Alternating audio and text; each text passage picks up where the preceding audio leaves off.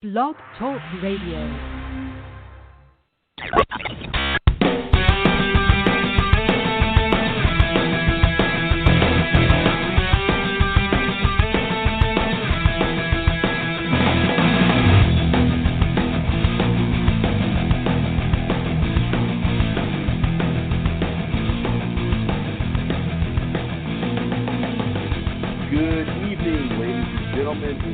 Friday, February 5th, 2021. It is our Super Bowl edition of the Alan and Aaron Sports Talk Radio program. We are delighted to have you here tonight live. If you're listening to us through Facebook or through iHeartRadio or any of the other platforms out there, certainly delighted to have you here on the program tonight. We've got a lot of stuff to get to here. Of course, the Super Bowl is just 2 days away. Basically, this time, 48 hours from now, we'll have a new Super Bowl champion between the Tampa Bay Buccaneers, of course, playing at home at Raymond James Stadium, and the defending Super Bowl champion Kansas City Chiefs. I know it's going to be a very exciting game between the greatest of all time and the up-and-coming greatest there in the two quarterbacks between Tom Brady and Patrick Mahomes. Alan is with us here tonight. Alan, welcome to the program. Thank you so much for being here. Good evening to you, partner. How are you doing? I'm doing fantastic. Thank you for having me, and thank you so much for definitely being a part of the Alan and Aaron show. It's you said it just perfectly. It should be a great weekend here in the Tampa Bay area. I'm doing great. The city's pumped up, and it definitely should be exciting for anybody who's watching this game to have the Bucs playing a home game in the Super Bowl. Never happened before. I'm really excited. Yeah, this is going to be an exciting time. I think that the fact that Tampa has they have fifth or sixth seed making it into the Super Bowl, in Tom Brady's first year with the team is certainly something to be excited about. And obviously in Tampa, you've had a lot of things to be excited about the last several years. You have the Rays, who've been certainly very competitive. The Lightning, of course, won the Stanley Cup this past season, and now the Buccaneers are trying to follow suit and give their version of a championship as well. So I know we're going to talk a lot about this game. We also have a very exciting guest coming on the program here tonight before too long. Joining us here any moment will be Trey Ashby. He is from Paper Stadiums. We posted some videos on our Facebook page, the Alan and Aaron Facebook page, during the week. Trey is very talented, builds these stadiums out of paper. They are meticulous in every detail. I've seen Wrigley Field and Old Yankee Stadium and the Astrodome and some just very neat things. So he'll be joining us here before too long. While we're waiting for him to join us, though, Alan, let's get into a little bit about some breaking news that actually happened here earlier this evening, and I'm not even sure that you're aware of this or not, but we've had some big signings in Major League Baseball. We're finally done waiting for these things to happen as spring training is just around the corner. Earlier today, he spurned the Mets to go to the Dodgers. Trevor Bauer, I believe it's a 3-year, $105 million contract. Tell you what, I wouldn't mind having about a third of that for my next contract, so to speak. So, Alan, what do you think of the Dodgers, who just won the World Series? What do you think of them adding probably the biggest free agent pitcher in the market? Yeah, definitely. I did see that right before we went live, and wow, the Dodgers are making a statement that they're really going after it to repeat and go back to back. They want to come back a year and win it again. So they're making a statement that they're hungry. If other teams don't step up and add a few pieces to their roster, they can go ahead and do this thing again and run it back. So that's showing that they're hungry, they're going, they're motivated, and that's a big move for them to go ahead and pull Bauer and get him for that type of contract. That's amazing. I'm really impressed that they was able to go ahead and make such a aggressive move before spring training to get somebody in there to help them get another ring. What are your thoughts on it? Well, I mean, if they weren't a good enough team before, coming off winning a World Series, and they've spent. They're the Yankees of the West at this point with the money they have to throw around, and Magic Johnson does such a great job as the managing general partner, I guess, for the Dodgers. They got a lot of money. I mean, they're definitely above the luxury tax threshold, so they're going to be paying some penalties and fines here. But you know what? At the end of the day, in my opinion, what it boils down to, you give yourself a chance to win another World Series. That's going to be a scary rotation with Walker Buehler, Clayton Kershaw, and then you add Trevor Bauer to the mix, and he's got a few other pretty solid guys in there too.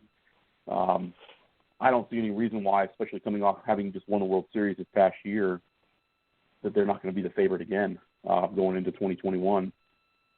Pike division, the Padres have closed the gap. San Diego has definitely closed the gap. I mean, they went out and got Blake Snell and Yu Darvish, and have certainly made themselves a much more competitive team point. But I just think the Dodgers, at least on paper right now, just seeing what we're seeing here on February 5th, a full month before spring training really gets kicked off, I think that the Dodgers are clearly the favorite. And then as I was driving home from the Tampa area here earlier, just looking some traffic, it's pretty hectic out there tonight. As I was getting into town here, another breaking news, Major League signing. The Braves have agreed to, I believe I saw it was a 4-year deal with a 5th-year option with Marcell Ozuna, who had a monster season this past year with the Braves during the 60-game COVID-shortened season. Almost won the Triple Crown in the National League, in fact. And so he re-ups with the Braves. Atlanta really needed this piece of weaponry to their offense. From what I can tell, it's actually a pretty solid, pretty good deal. I think they probably actually got him for under what he could have gotten had he held out a little bit longer. So this gives their lineup yet another weapon. And if he can continue to perform the way he did this past year for the next several seasons, he gives Atlanta a really solid weapon. So, we've seen the last couple of years, and I think this past offseason that we're in right now, in particular due to COVID, a lot of teams were a little bit leery to throw the big dollars out there because the revenues aren't coming in the way they have been in the years past. But I think that I think what we're seeing, Alan, here, honestly, is the light at the end of the tunnel. There's a new collective bargaining agreement that hopefully will be agreed to here at some point by the Players Association and Major League Baseball, probably within the next year or so. So I think you're going to see teams start to spend even more. And it's a good time to be a Major League ball player because the league average right now, the league minimum, I should say, is $700,000, something like that. So, I'll sign up and play for one game. I'll take one pitch at the plate and take my money and come home. You know what I mean? So. Yeah, I mean, you're right. I mean, baseball, if you can really play, it's definitely a great sport to have your kid or an athlete in because a lot of those contracts are guaranteed. Baseball is one of the things where, if you take good care of yourself, I mean, of course, anybody's prone to an injury, but it's less likely, and you could have a very, very financially sound career in baseball if you're able to get in, make it to the major leagues. I know that sounds easier said than done. Not easy to make it to the major leagues, but if you do make it and you perform well, there's a huge upside to your career and your financial stability many, many years to come, for sure. Yeah, and it's grown immensely. I mean, you go back to '94 when you had the strike, and obviously that was over the very issue we're talking about, money. And I don't know what the player averages were back then or the league minimum was back then, but if you look at what the big contracts were, for instance, Barry Bonds, when he left the Pirates in '92 for the '93 season, went to the Giants, he was, I want to say, it was a 6-year deal, $42 million over that entire time. So to tell you how much baseball has grown, that was an average of about $7 million a year back then. You got guys riding the bench right now that are making $7 million. You got relief pitchers who are making more than that per season. And Trevor Bauer, his average, I think for his first year coming up with the Dodgers, is going to be right about $40 million. So that entire contract that Bonds signed back in '92 or '93 is basically 1 year of what Trevor Bauer is about to make pitching for the Dodgers. Over $1 million a start, which is certainly remarkable. So, it's crazy how it's grown. It did take a big hit this past season due to the revenues being lower. But I will say this, and I know you and I have talked about this off air many times. I am so excited about the season being right around the corner. That's one of the things I look forward to. You get to the Super Bowl, you have the NCAA basketball tournament shortly thereafter, and then baseball starts to kick off again. And it's always a great time. And the funny thing about it is, no matter what team you're a fan of, your season ended the year before, and you get into this portion of the year, and it's a clean slate, and you always go into the year believing, hey, this could be the year kind of thing. So I know your Yankees are looking pretty solid. They've made some really good pitching acquisitions. Solid lineup, of course, over there for sure. And I think it's going to be a fun season. I think there's still some moves left to be made. There's a few more free agents that will probably sign within the next couple of days. But now the big story, of course, is this game this weekend between the defending Super Bowl champion Kansas City Chiefs and, of course, our hometown Tampa Bay Buccaneers. I mean, this is going to be a great game. I don't see a blowout on either side, short of somebody getting injured. I mean, if Kansas City happens to lose Patrick Mahomes or Tampa loses Tom Brady, then I can see maybe a landslide one direction or the other. But tell me what your thoughts are, going into this game Sunday. Yeah, I think it's going to be a great matchup. You have Patrick Mahomes and Tom Brady, and you have kind of the old GOAT versus the new up-and-coming GOAT. And both teams are going to be bringing their best. They both are very capable of winning this game. You look at Patrick Mahomes, he's a guy who's 25 but very, very smart, has a high football IQ, very accurate passer, strong arm, can throw on the run, can backpedal and throw, very dynamic. And then you have a guy who's, in my opinion, the GOAT. He's got 6 rings, same amount of rings as Michael Jordan. Going now to go up one on Michael Jordan, you're in a class all by yourself already. And then you have a situation where greatness versus greatness, I just think at the end of the day, the Bucs are going to pull out this game. I know that the Chiefs are favorite. I know that they're the ones who are the defending Super Bowl champions, but I just feel as if the Chiefs have some superstars on their team, but I feel like the Bucs have an all-around better team. And I just feel as if the defense is going to be stifling. I agree with you. To your point, there is not going to be, I don't believe, a blowout on either side. I think it's going to be a very close, competitive game. I think mistakes are going to loom large, and whoever makes them. But I just feel as if this is the Bucs' year, and I feel as if the Bucs are going to get the job done, do something that's never been done in history, win, number one, seven rings for Brady for a different team, and be the first team to win a Super Bowl in their home field. I just feel as if the Bucs are going to win this weekend. Those are my thoughts. What are your thoughts on the game? I'm not sure what to make of it yet because, on one hand, you got the greatest of all time in Tom Brady. That certainly goes without saying.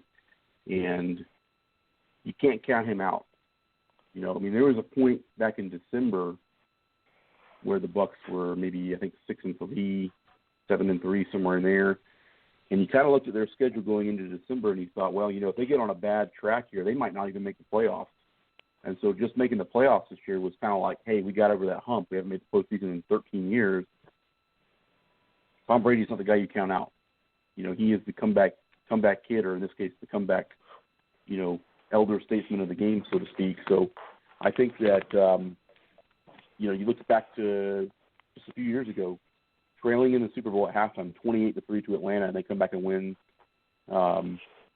late in the game. And I believe that was the game that went to overtime, if I'm not mistaken. And they won their first ever Super Bowl and went to overtime. On the same hand, though, you look at last year, the Kansas City Chiefs, high-powered offense, and every playoff game they played in, they were down. You know, they were down, I think, 20 or 24 points to Baltimore at one point. And I remember talking to you about that, like, hey, Patrick Mahomes is a great quarterback, but they just can't get it done. And then suddenly it was like, where did this come from? They scored 35 unanswered points, and then they did the same thing in the Super Bowl. You know, I remember that silly celebration that San Francisco did in the Super Bowl where they thought, hey, we got this thing wrapped up. We got another Super Bowl, take back home to California. And then suddenly it was like, what happened? And the Chiefs went on a run, and they ended up pulling it off. So I think that the matchup in this is maybe one of the best in that regard because you really cannot count either one of these two teams out until the last second hit off the clock. And I think the key to this game is going to certainly be, you know, the lack of mistakes. And I think those mistakes, if there are any interceptions or what have you, are going to be magnified. Now, I'll say this, and this is not a down Tom Brady, because he is the greatest of all time.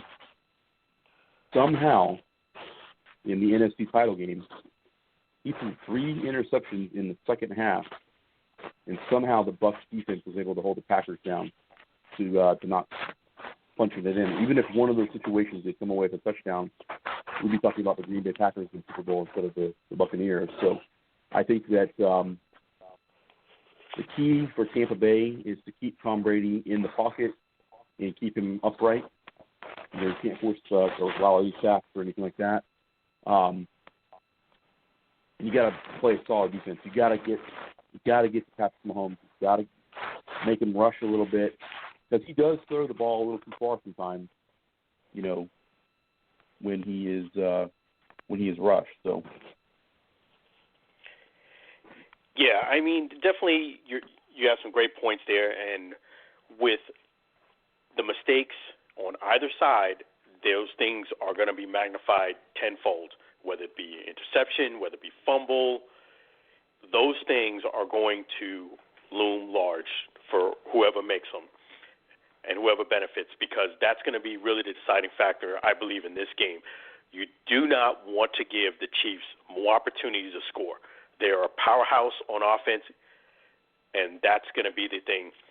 You know, one of the big components about this game, too, is going to be 2 things about the Bucs.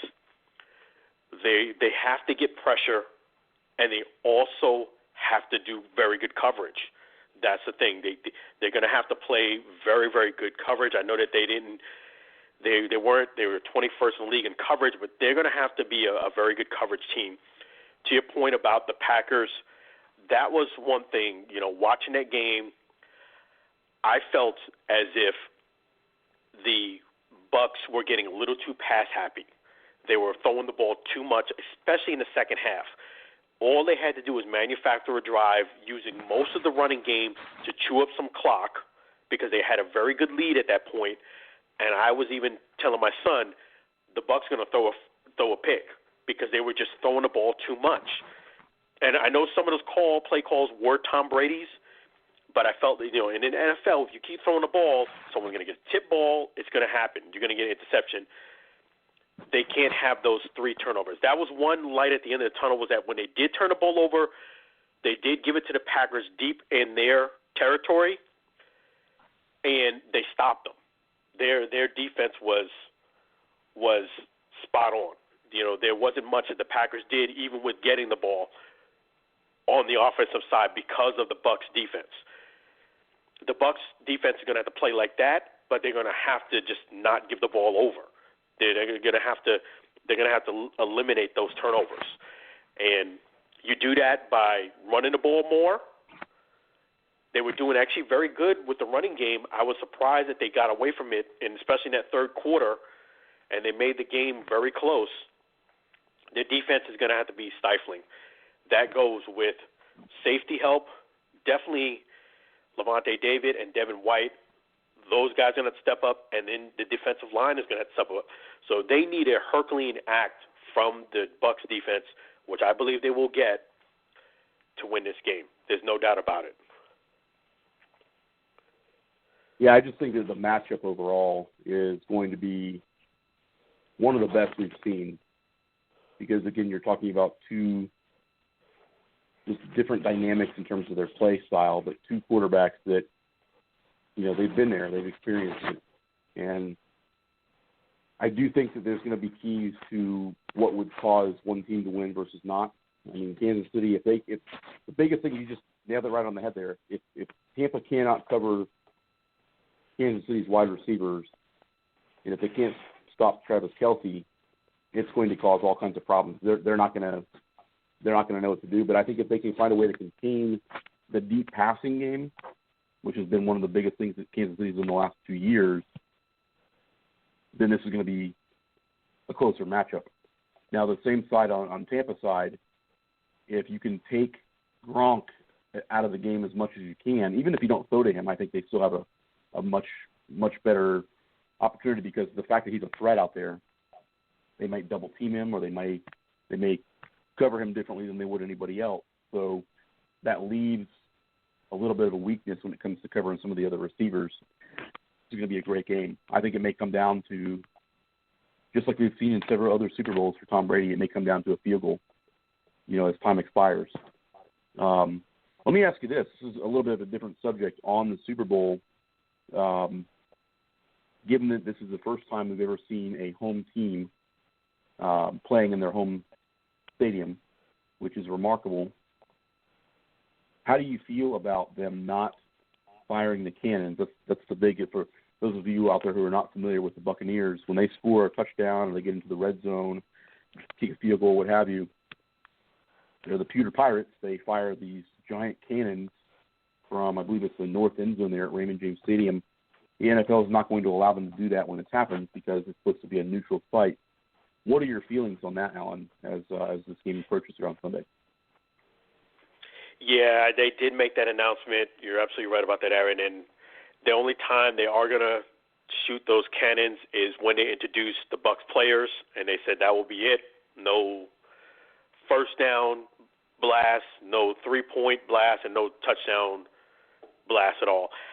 I thought it was a little bit of a bummer for the Bucs fans. I can understand them being disappointed. I would say is the word about them not being able to fire their cannons. That's just one of the great things about playing for the Bucs. You got that pirate ship, and you get to hit the cannons. But I, as a person who always looks at the glass half empty, I still feel as if, yes, they don't get the cannons, but they still have home field advantage. There's going to be a lot of Bucs fans at this game. Make no mistake about it. The fact that they're letting in, won't be full capacity, of course, due to COVID, but they are going to let in, I believe the number is around 20,000 fans. 7,500 of them are going to be healthcare workers that have gotten their shots, both shots.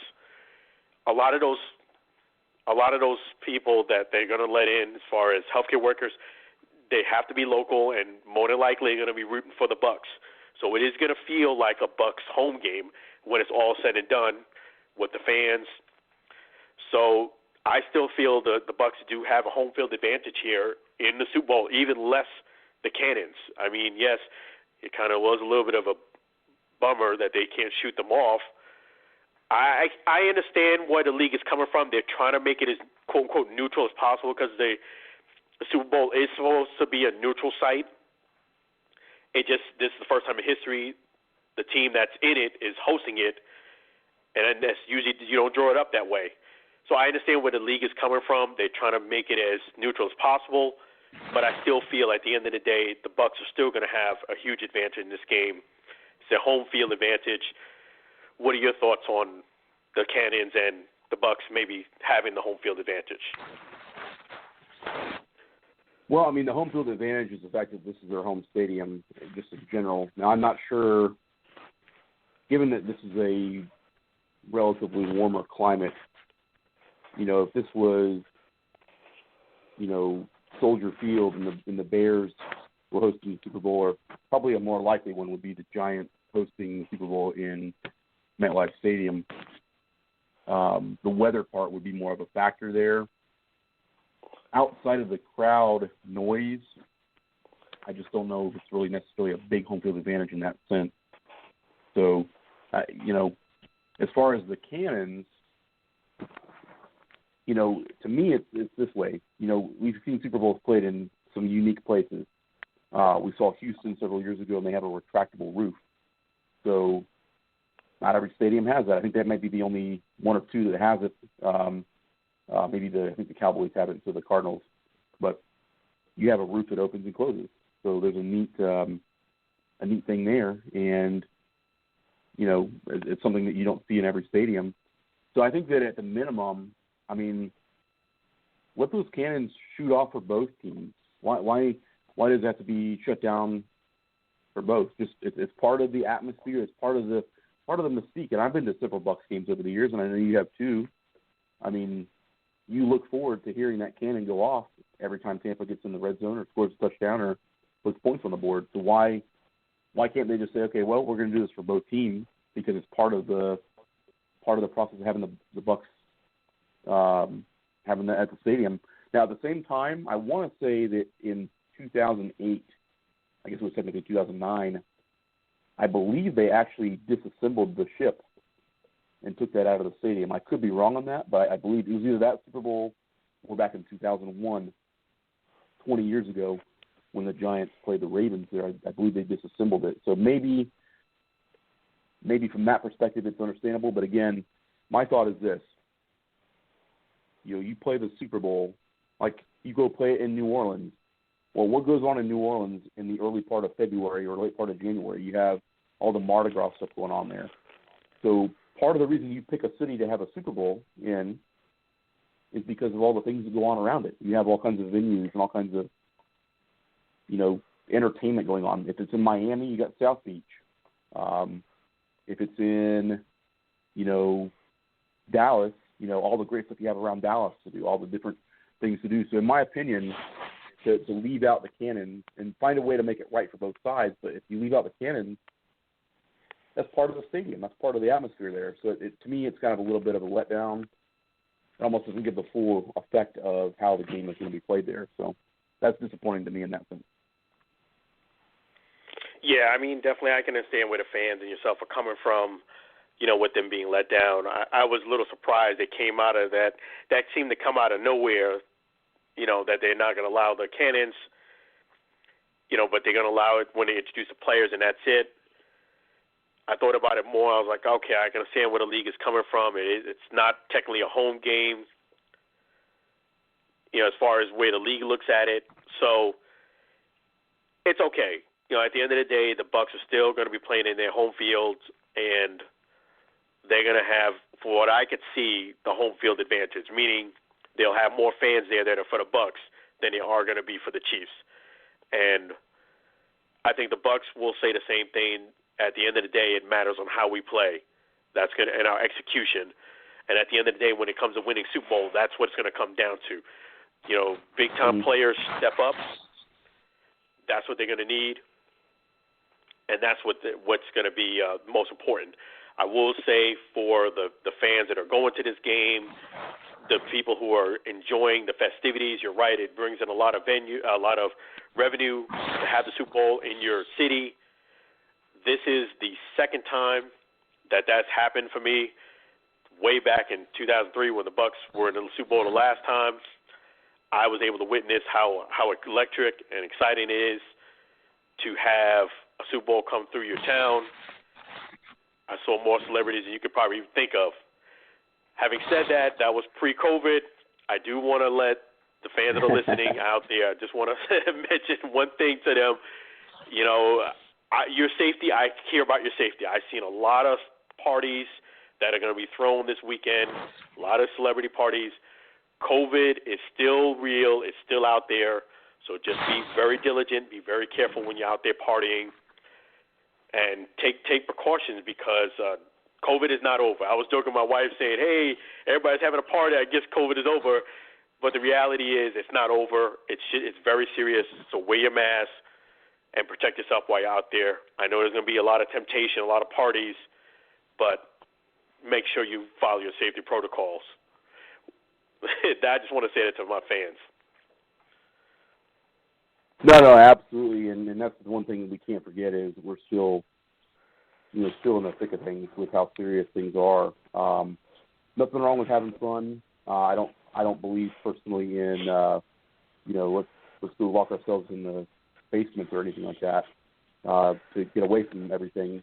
Have fun, but let's certainly, absolutely, as you mentioned there, let's follow the protocols, let's follow the rules, let's play it safe, let's keep our distance, and I think everybody will stay safe. Let the guys on the field tackle each other. Everyone else just keep that 6 feet between yourselves, and we should be okay. So, now, interesting thing that we talked about, you and I, earlier this week that I wanted to address here tonight. Earlier in the week, we saw a game, I believe it was the Atlanta Hawks playing against the Lakers, and LeBron James gets into it with a fan. Tell me your perspective on what happened there between the Courtside Karen and, of course, LeBron. Yeah, I mean, definitely it became a big story. What happened, it looked like LeBron was getting into it with a female. When I first saw it, it looked like he was really getting into a heated argument with a female on the sidelines that was sitting courtside.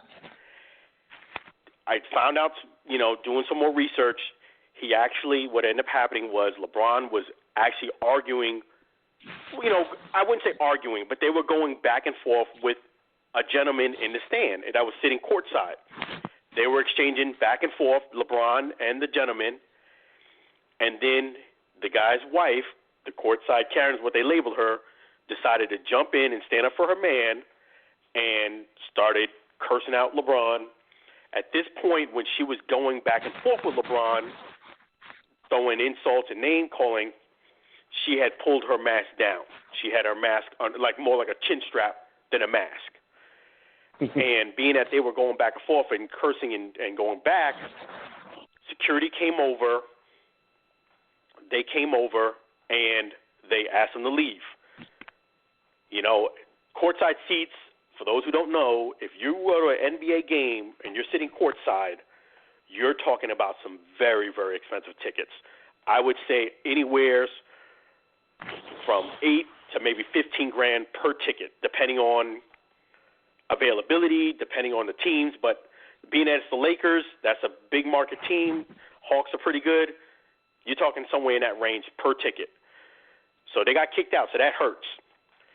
Courtside Karen was really upset, and she basically made a couple of social media posts. It ended up getting up to LeBron. After the game, they asked LeBron, "Hey, what happened? What were your thoughts?" And LeBron basically said, me and the guy, we were just having a healthy, exchange. Maybe it wasn't too pleasant, but we were going back and forth. No harm, no foul. His wife jumped in because they felt as if it was a security breach with her pulling up and down the mask and cursing. They asked her to leave. LeBron himself said, I don't think they should have been thrown out, but I understand why they did throw them out. So it turned into a big fiasco. Hindsight being 2020, I was actually thinking about inviting Courtside Karen to our show here on Aaron Sports Talk radio show. I was thought about it, but then I was like, you know what?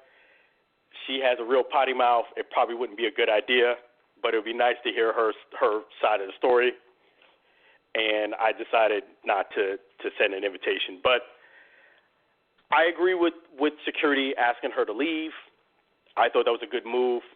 You can't take the risk of them going back and forth and her actually getting into LeBron's face, especially without a mask. What are your thoughts on what you saw and the story with the Courtside Karen? Well, let me just start with this here. Hold on one second. Oh, I'm sorry. Your seats are now gone. So, no, this is a classic case for me, and I'll be real honest with you here. This is a classic case for me. I'm not a huge LeBron fan. I kind of feel like sometimes he's full of himself, but I will go out on this note here. In this case, when I watched it the first time or read the article the first time, I didn't read all the facts. I didn't read all the in-between stuff. So I will say this. to his defense, the way it looked at first was, hey, he doesn't like somebody yakking at him, had him tossed out of the game. That's what it looked like at first to me. When I went back and watched the full thing and got all the facts, I think they deserve to be thrown out. You can't be, in my opinion, sports, whether it's a basketball game, a hockey game, baseball game, whatever it is, it's supposed to be a family environment. And I've actually been at sporting events before where people got drunk, people started throwing stuff, people started cursing, swearing, whatever.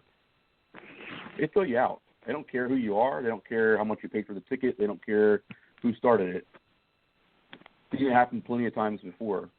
So when I went back and looked at all the facts and got all the real story as things actually occurred, I believe that they were right to toss both him and her out of the game, or out of the arena there. So I think it's a good lesson to learn there that you can't always go by the first, and this applies to a lot of things, I guess, in our society nowadays too. Can't always go by what you thought you saw the first time. You got to actually dig for the facts and make sure you have everything in line before you make that judgment call. So in my opinion, not too often that I agree with LeBron James, but in this case, I think that he was,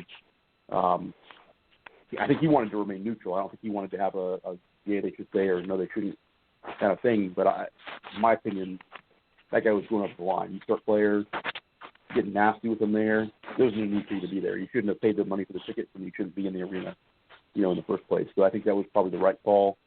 And, to me, watching some of the post reaction to it, I think LeBron actually handled it very well. I definitely be on his side on that side of things. He just kind of was asked the question and, hit the topic and moved on. But then you go on to, I think it was Twitter or Instagram that I saw the video on. It's almost like she's trying to get famous off of it, trying to cash in on her own stupidity. I mean, which, there's a lot of that goes on in America nowadays. But in this case, we probably shouldn't even bring it up anymore because all it's doing is drawing more attention to someone who was negative from the get-go. So. Yeah, I mean, definitely, you brought up some magnificent points. I definitely do feel this is a perfect case where people in America and people on social media, they're so quick to post their opinion without getting all the facts. When I first saw it, it looked like he, even, they just showed a small clip version of it. It looked like he was starting up with a female courtside and getting into a real bad spat with her.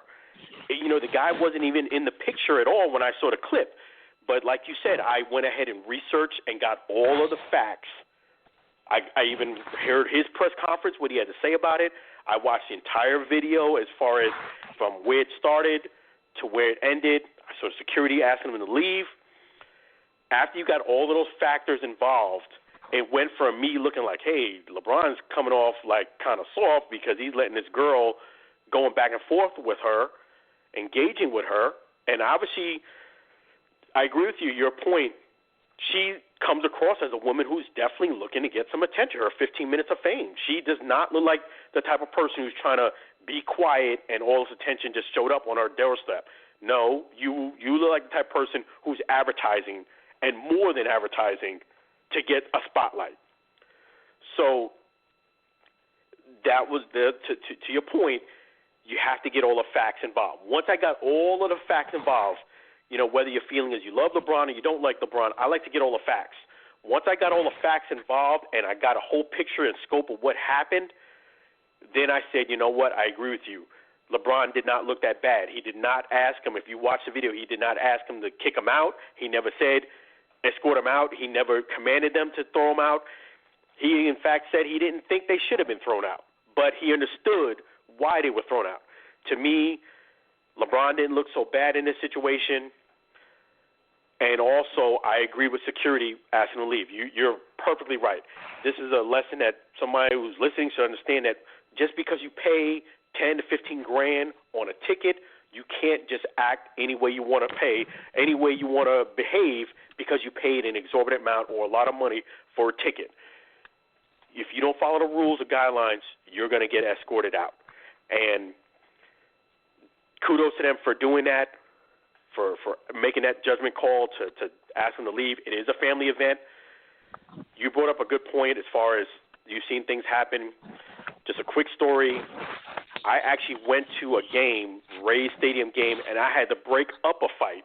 I was in the middle between somebody they threw a cup at the person behind me, and it hit them underneath their eye and made a very nice gash, and they started to go, and I got right in the middle and like, whoa, you know, stretch out my arms like, you stay on that side, until security, I held them back both until security came there and helped me out. And people was like, yo, they were calling me a hero. Like, you're a hero, man. You're a hero. I was being a peacemaker, and people was calling me a hero for not letting this thing escalate and go really bad. It's just that I was in a spot in between them. That was the thing to do. Like, hey, break this. Like, hey, you stay your way. You stay on the other end. Kept my arms extended. I'm thankful that someone did get hurt, but no one got seriously hurt. And I'm glad security helped. And I felt like I was a hero, but I'm glad nobody got hurt. But things can escalate really fast in a game. Just I want to make this announcement, Alan. Here, hold on just a second.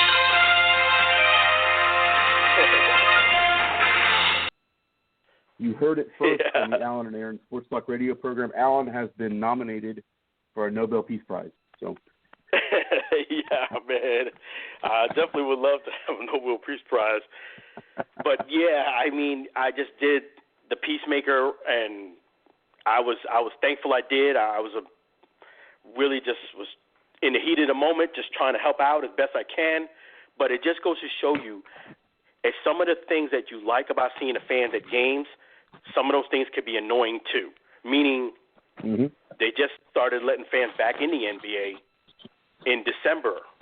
We're now a month and a half in, slightly under 2 months, and you already had an incident where somebody's getting escorted out. Because these things happen quickly. And be careful when you go to a sports venue, you know, because you just never know what can happen. And especially, you know, people drinking alcohol, emotions get hot, maybe the team was losing, and these things escalate. So Courtside Karen, if she was looking for 15 minutes of fame, I tip my hat, she definitely got her 15 minutes of fame.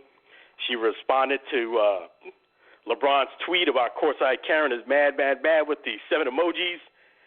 She responded to his tweet, and she had a bunch of views. I mean, her and her husband definitely got a lot of publicity because of this stunt. I don't know if it was planned or it just happened,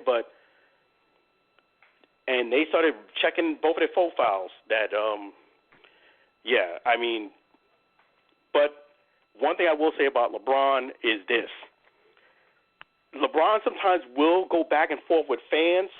You know, nothing turned into an incident as bad as this one did, but I will say, going forward, my advice to LeBron at this point would be you're going to have to take the high road going forward, because if another incident happens this year, regardless of whether you were right or wrong, this one he kind of skated by not looking bad in, but I guarantee if it happens again, it's going to be very bad for him. He's going to have to just ignore it and let it go. He did have a minor incident early this year where a coach from the other team, he was really excited towards the end of the third quarter where LeBron missed. LeBron went off. Use it as motivation when you see somebody acting a fool, but do not respond to it. What are your thoughts on that? Exactly, yeah. No, and I think that's the, you know, that's where the role model part comes in my opinion.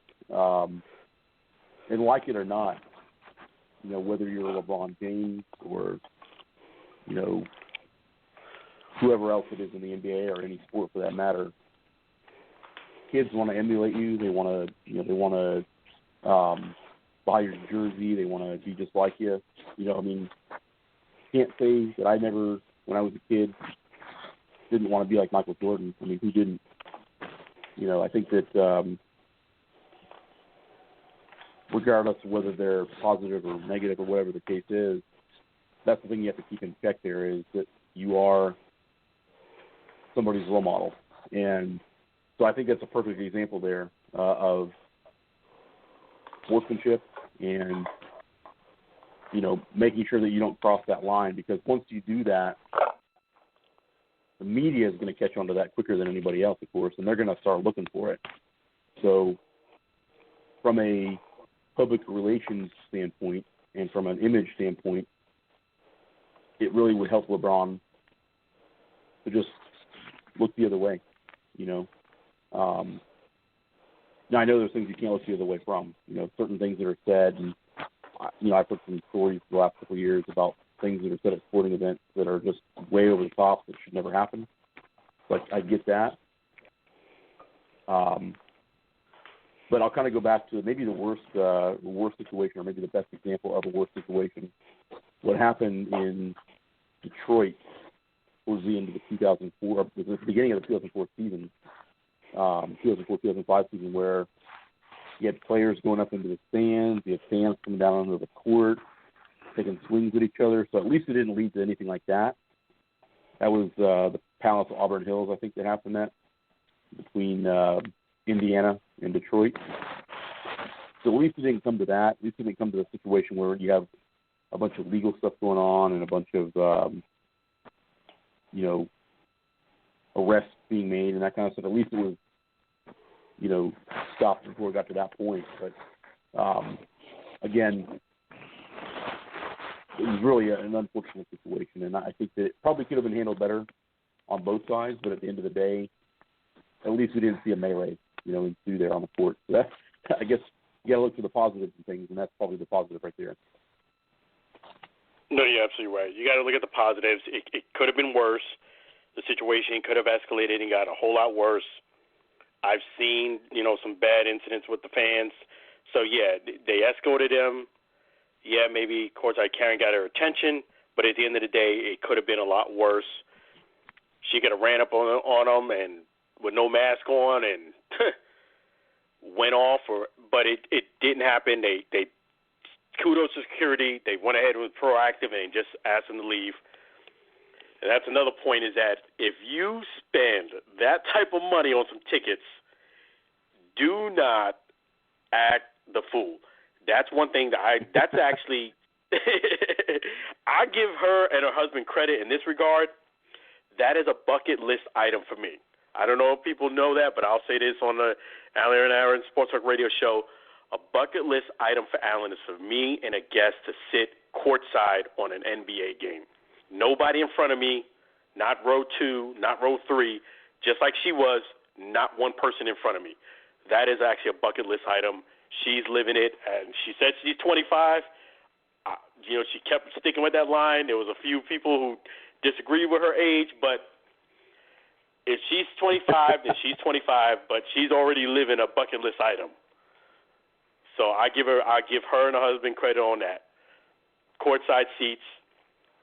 For me, an NBA basketball game is a bucket list item for myself, Alan. One of these days, I'm going to do it. But I guarantee this much: I will not be doing what her and her husband did with any NBA celebrity or athlete. I'll be trying to get an autograph, trying to get a picture or something. There's no way you're going to throw me out because I'm joining back and forth with one of the players. That's not going to happen. I can guarantee that. Yeah. Yeah, I mean, don't get me wrong. I think there's times where you see somebody that maybe you don't care for, and obviously they were in opposition, I think, to LeBron. I think they were from Miami, so maybe it had something to do with him leaving Miami a few years ago. I don't know for sure. There's probably more of a backstory to that than what we know at this point. But, you have to just keep that stuff to yourself. You can't be yelling obscenities and, especially, again, I mean, think about it this way. You paid $15,000 for that seat, and the guy next to you is drunk and he's swearing up and down a storm.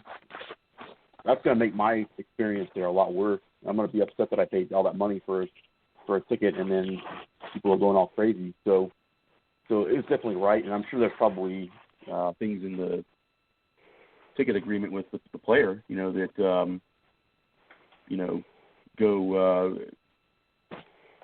Go. I don't know. Just to me, it seems like the right thing was for what happened to happen, and for them to have ejected them from the stadium. And again, I think at the end of the day, the thing I could probably underscore more than anything else is the fact that nobody got injured, nobody got hurt. There was feelings of hurt certainly, but no one was being punched or trampled on or anything like that. Yeah, that's right. Kudos to that, and nobody got hurt, nobody got injured.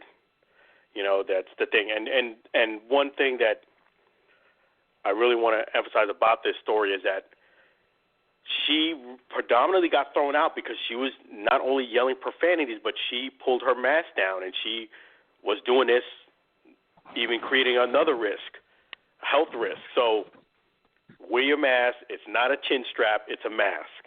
So the way she was yelling and throwing out profanities, you could have definitely heard her with her mask all the way up. So she could have got her point across just as well with her mask up. And, be safe out there. And, yeah, you're absolutely right. When you go to a game, you could have it's a kids' event. People got to understand that, too, that, yes, you're drinking alcoholic beverages, but you are going to a family function. It's a family game. There could be my kids who range anywhere from 5, 9, and 11. I don't want them hearing those profanities. I understand you might not be a fan of LeBron. You might not like the fact that he might be scoring on your team. I get it. But you have to think about others around you, and you got to think, hey, is it worth me getting into it with this player to be kicked out of the seat that I just paid a lot of money for? I would have to venture to say no. And LeBron's thing, he's going to, like you said, to your point, he is a role model. This is 2 incidents. I know he was able to skate past them pretty good, not looking bad, but this is a warning. You're going to have to take the high road. I know that the fans can be annoying. I know they cross the line a lot of times. I get it. But you are a leader, and you don't want to have this as a bad reputation on you that you engage fans on a negative way when they say something that's not flattering. You're just going to have to just use this motivation and just move on. Ignore it. That's it. Take the high road. I know can suck. No, go ahead. I agree with you 100%. The other thing too, I think not that he never had this happen, but one guy that LeBron has always been compared to is Michael Jordan. And I'm sure that Jordan over the years probably had hecklers. I mean, probably every game. But I think if you're comparing the two people as a player or as a great player of all time kind of thing, or greatest of their era, Michael Jordan handled himself a lot better than I think than LeBron did. So that's something that maybe he can learn from. Is look, hey, I've always been compared to Michael. I wore 23 for Michael Jordan kind of thing. Maybe this is something that he can learn from and say, hey, you know what, Michael would have handled it differently. Maybe I should do the same thing. So I want to talk about something else here tonight, too, that I think is very interesting. It finally happened this week. It was kind of anticipated. Back over to baseball for a few moments. Great Red Sox player, just a terrific hitter in general. Dustin Pedroia, he announced his retirement this week. He had some injury issues the last couple of years that really kind of hampered his ability to be out on the field. I know you're a Yankee fan, but Dustin Pedroia is one of those guys that you hated to face him, but you loved to watch him play, even if he was playing against your team. Tell me a little bit about your perspective there on Dustin Pedroia and his retirement from the game. Yeah, Dustin Pedroia, there's a lot I could say about him, and before I get into that, if Dustin Pedroia is listening, definitely I really want to say these words from the heart. Dustin Pedroia, to me, is an out-flat stud player. He is the epitome. This is coming from a Yankees fan of what baseball, to me, is all about. He's a guy who was undersized, who came into the league, who had some talent, but there was guys who were bigger, stronger, and even had more talent. But this guy worked his tail off. He did not use the odds against him. He worked really hard. He listened to his coaches. He listened to people we played around with. He took instructions very well, and he gritted it out on the field. I am a Yankees fan, diehard Yankees fan, but when I see Dustin Pedroia, I have nothing but respect for him. Yes, he was, as a Yankee fan, could be like the nuisance, like, that guy's coming up to bat now. But this guy, I respected his game so much. And one of the big things about Dustin Pedroia is that me and Dustin Pedroia, I would have to venture that they say, quote, unquote, that he's 5'9". I stood next to Dustin Pedroia at the Rays Stadium and got Dustin Pedroia's autograph. I am not going to lie to you. I have a Dustin Pedroia's autograph, and I don't think he's 5'9". I would venture to say, I mean, I could be wrong. Dustin Pedroia is more than welcome to come on the show to debate me on this. To me, he looked more like 5'6", okay? Not to say that those 3 inches matter, but I would venture to say I was taller than him, and I'm about 5'8". And this guy is an absolute competitor. I mean, this guy, an MVP, 3 rings. The guy played hard every time he played on the field. I watched his Zoom, kind of like his retirement, why he went into retirement, and I kind of wish I was on that Zoom call. And he went through the process of what he had to go through because of his leg injuries, what he went through over the last 2 to 3 years, and why he came to the decision of retirement. I agree with his decision because he had to work so hard to get back where he's at, and the guy can't run anymore. He had to basically reconstruct his whole knee, and he was in a lot of pain. He just had a really, really bad knee problems, and it was time. And if he could still play out there, he probably would. But this guy is an outright competitor. To me, he's a first ballot Hall of Famer. If he doesn't get into the Hall of Fame, I don't know who is. And those are my thoughts about Dustin Pedroia. I want to kind of get your thoughts more on Dustin Pedroia. Well, I mean, he's definitely a competitor. I definitely don't see him being out of the game for too long. In fact, I've heard rumors in the past about him possibly being a manager at some point. Wouldn't be a shock to see him get that opportunity here, at some point here in the not so distant future.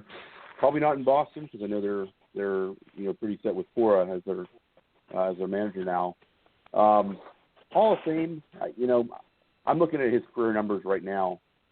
1,800 hits, 140 homers, just a hair under 300 as a lifetime hitter, 725 RBIs, 138 steals.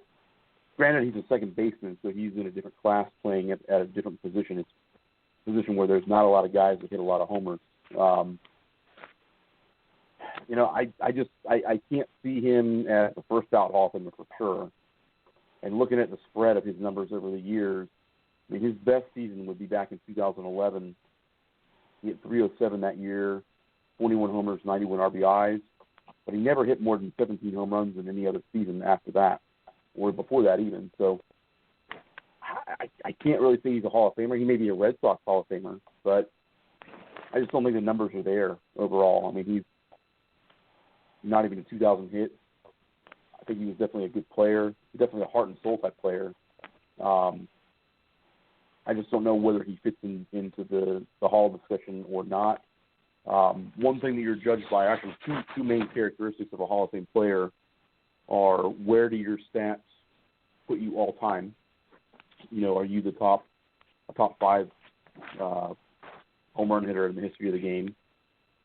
And then how do you compare to your contemporaries? And I'd have to look at the stats a little bit more thoroughly to see where he falls in terms of the range of other second basemen played from 2006 when he was a rookie up until 2019 when he was 35. I think there's probably at least 2 or 3 second basemen that are probably better statistically than he was. It's hard for me to say he's a Hall of Famer, but again, I agree. Heart and soul. I mean, look, the Red Sox won the World Series in 2007. They won it again in 2013, and they won it again in 2018 as well. And all but probably one of those years, because he really didn't play much in 2018. He only appeared in 3 games that year. You take him away from the 07 or 2013 teams, and I'm not sure the Red Sox win the World Series either of those 2 years. So there's at least that to go on. But a great player. I mean, he'll be missed in Boston as a player for sure. But, again, these are the type of players that you like to have because, obviously they have that characteristic about them that the whole team is kind of on their shoulders and they kind of guide the clubhouse and they, wear it all on their sleeves and leave it out on the field kind of thing. So I think he's that player that he hustled a lot. You mentioned something that really struck me there too. He was undersized, and I'm not sure I've ever seen him in person up close enough to say, hey, I think he's only 5'6" or 5'7", but you know better than I would, given that you stood next to him. But it's something that I think is always a good thing to hear when a guy isn't quite as big and he says, look, I'm not going to let this hold me back. You look at the second baseman there with the Astros. He's 5'5", and he's won an MVP. So there's that old saying, Alan, that it's not the size of the dog in the fight, it's the size of the fight in the dog, and I think that would be definitely a mantra to put around Dustin Pedroia. Yeah, I agree. Dustin Pedroia to me is a guy who will make it to the Hall of Fame, in my opinion, because, yes, you're right. I looked at his numbers, too. They don't jump off the page, so to speak, but I just feel like the impact he's made on that team, helping them break that curse, helping them get those rings. You're absolutely right. To your point, Dustin Pedroia is not on the team. They don't beat the Yankees, and I don't think they'll get those rings. He was a big part in galvanizing them. David Ortiz even said, hey, I leaned on Dustin Pedroia. He helped me out dramatically in my career for me to be as great as I am. And I think that's the biggest impact on some players that, yes, you can look at the numbers statistically. I get it. But I think some players rise up and above beyond their numbers. And that's why I put Dustin Pedroia. His numbers don't jump off the page. He did get an MVP. He got the rings. He got Rookie of the Year. But I just think his impact on the field was a lot more than what his stats really show, and it was in a positive way. So to me, that guy's a gamer. He's a gritty competitor, and he definitely got a lot of attention from the Yankee fans because of his grit, because of his determination, and he made the most of what he had available to him. So if I had a vote in this, I would be more confident giving Dustin Pedroia a vote, which I'm glad that you brought up the Hall of Fame, because the segment we wasn't able to really get into that segment about Curt Schilling. I did want to get your opinion on that. If I had a vote and I had one vote between the two, Curt Schilling or Dustin Pedroia, to vote one of them in the Hall of Fame, I'm going with Dustin Pedroia. It's not just because he gave me the autograph. It's just I feel as if his impact and everything he brought to the league, to me, he's a Hall of Famer. Whether he's first balloter or not, that's to be seen. But I would vote for him over Curt. That's just my opinion. I'll get into the reason why I would say that in a few moments, but I want to get your thoughts on Curt Schilling and Hall of Fame. Well, I honestly am surprised that Curt Schilling is not already in the Hall of Fame for a number of reasons. I mean, if you had to go back and look,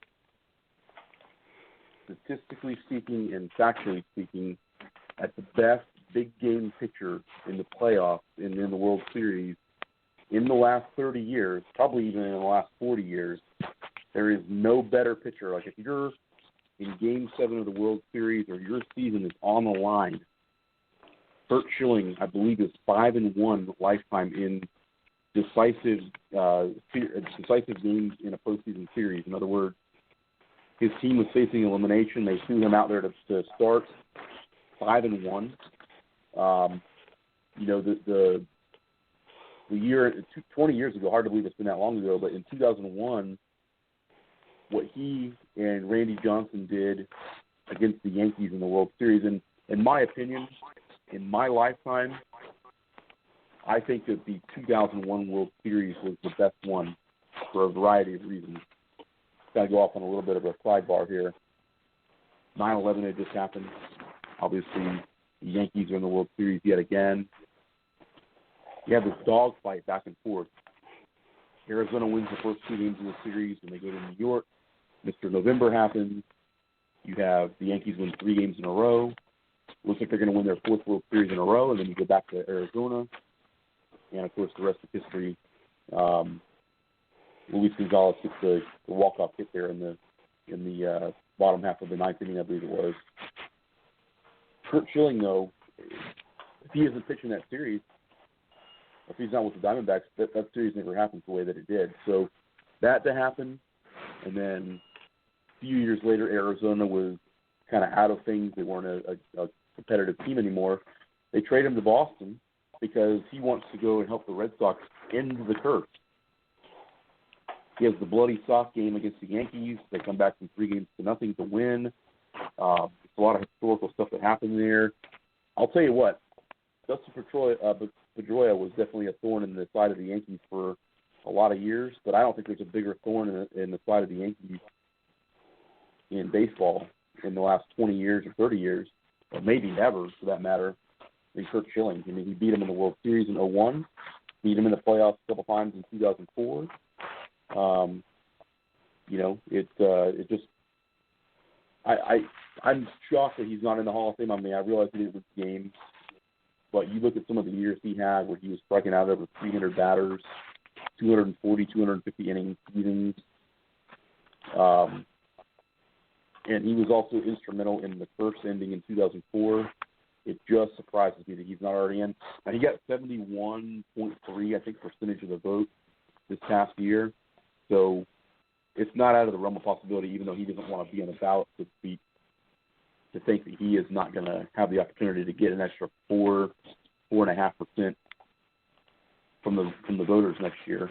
I definitely think he's going to be, in there in 2021 or 2022 rather. Yeah, I mean, I hear all your points and everything about Curt. Yes, I agree with you. During the postseason, Curt Schilling was another pitcher. He brought his game up another notch, and he did outstanding in the postseason. Having said that, his regular season stats are not something that stands off the page. In particular, that 216 wins. In comparison, it took Mike Mussina 6 years to make it to the Hall of Fame, and Mike Mussina has 266 wins. That's 50 more wins than Curt Schilling. Curt Schilling has also played in the league for 20 years versus Dustin Pedroia, who's been in the league for 14 years. So I don't think, in my opinion, he's borderline. Like, I could see a case for both ways, him getting it and him not getting it. I do feel, though, the reason why he hasn't been in there is a lot of the extracurricular activity with his political, stuff and all of the antics. I don't think that bode in his favor. Is that right or wrong? I don't think you should really look at that when it comes to the Hall of Fame as far as you voting someone in or not. That's my opinion on it. Do I think he goes over the top on things? Yes. Yes, I do believe he goes and gets in these spats that he really has no business getting into. But with Curt Schilling, I would say looking at the numbers, it's borderline. I definitely do think he's an outstanding postseason pitcher. His postseason stats are definitely are definitely light and above versus his regular season. But to your point, I agree with you on this, though, which I'm glad that we brought this topic up about Curt Schilling. I don't think Curt Schilling should have really reacted the way he did about him not getting it this year, because you were only 71.1%. You were the closest out of anyone this year of making it. You just need to get, like you said, 4 percentage votes, which ends out to be 16 more votes to get it. I think if you don't react the way you did, acting yourself to be taken off the ballot, I think you're cutting yourself off a little short. I do believe if you're on the ballot, barring, you're saying going off on these tangents, I believe that Curt Schilling does get it on his last year. I believe they're going to vote him in and get it. I think he's cutting himself short by saying, I want to be removed from the ballot, which I found out later on Major League Baseball is kind of like contesting that. They don't want to remove off the ballot, which leads me to believe that it's more than likely he's going to get voted in on his last year. I do want to say I would love to have Curt Schilling on the show to debate his Hall of Fame stats and why he made the decision that he's made as far as being removed when he is, to me, maybe cutting off his blessing. And I also want to go ahead and give him props and send him our prayers and thoughts to his wife, lovely wife, Chandra, and I know that she's dealing with terminal cancer and she's fighting. I definitely want to say my prayers and condolences and to Curt Schilling and his family. I think Curt Schilling should hang in there because he has a very good shot of making it if he's on the ballot. What are your thoughts on him making it maybe if he's on the ballot next year? I don't think there's any doubt he'll be on the ballot. Just him saying he doesn't want to be on there anymore isn't going to take him off. He really has zero control over that. So it'd be hard for me to believe that next year he wouldn't get it. If his trending has gotten to this point where he's increased incrementally pretty well, the last 3 or 4 years. I think the postseason success that he's had and the big game pitcher that he's been, that is what really puts him over the top for me. And let me just throw another stat out there to you because, again, the Hall of Fame is judged on, what you did historically over your career versus, whoever played in past years, and it's also over, who you played against. He's only 3 wins shy of what Pedro Martinez had. So, and Pedro Martinez only had about 150 strikeouts more than Curt Schilling. And Pedro Martinez also wasn't the same postseason pitcher that Curt Schilling was. So, if there's a number to look at, and they played about the same amount of years in the league, Pedro's already in the Hall of Fame. I just don't see why Curt Schilling shouldn't be there. I think the argument kind of stands on its own, I think, with saying he's a Hall of Famer. Here's the other thing, too. Pedro Martinez retired after 2009 after going 5-1 with the Phillies. His years with the Mets weren't all that great. I mean, he only had one 15-win season. The rest of his time in New York with the Mets was just kind of mediocre. And you look at Curt Schilling at the end of his career, he won 15 games at age 39. So he pitched 3 more years. He pitched all the way up to 40 with Boston. And I just think he had a little bit more longevity. He was also a bigger pitcher, too, a bigger guy. I think he's like 6'5", built a little bit bigger and stronger. So 6'5", 205 versus Pedro, who's this little guy who's like 5'10", and kind of threw his arm out probably as he pitched. He kind of had to put a lot of energy behind it. But I think if you're comparing 2 pitchers that pitched during the same time, if one of them's in the Hall of Fame, the other one's got to be there too at some point. So I just can't imagine where Curt Schilling is not going to be eventually inducted into the Hall of Fame. Yeah, I agree, and I would love Curt to debate with that on this show. But I just think that I don't think he should even request for him to be removed because out of all the players, he had the closest uptick, and he was the closest, 71%. You need 75%, which I looked into. It amounts to 16 more votes. I would be hard-pressed to say it's his last year in the ballot. Everybody would know that. I think he would get it. I actually do think to be in the Hall of Fame next year, 2022, he lands, if he's on the ballot and barring anything changing, he would have the best bet of getting it over being on the ballot the last time, Barry Bonds and Roger Clemens. They did go up 2, but they're low 61, I think Clemens around 57. They would need a much bigger uptick to make it to the Hall of Fame. and I just think they're going to fall a bit short of getting it. I just think that Curt Schilling would get in. I could see that scenario. I think a lot of voters are going to vote for David Ortiz that year to get it as well, and other players. So I would tend to doubt Barry and or Roger Gillette the last year, their eligibility, because they would have to go up significantly, which is not impossible. But what do you think about them getting it, maybe Barry or Roger Clemens on their last year? I think the stain on both of those guys from their allegations of performance-enhancing drug use is going to keep them out, at least from the normal process of getting into the Hall of Fame. Now, I can certainly see them getting in from the Veterans Committee sometime down the line. Even though neither of these guys were ever convicted of actually, using PEDs, the thing about it is there's so much evidence out there that at least stain their reputations, and the voters are going to look at those things.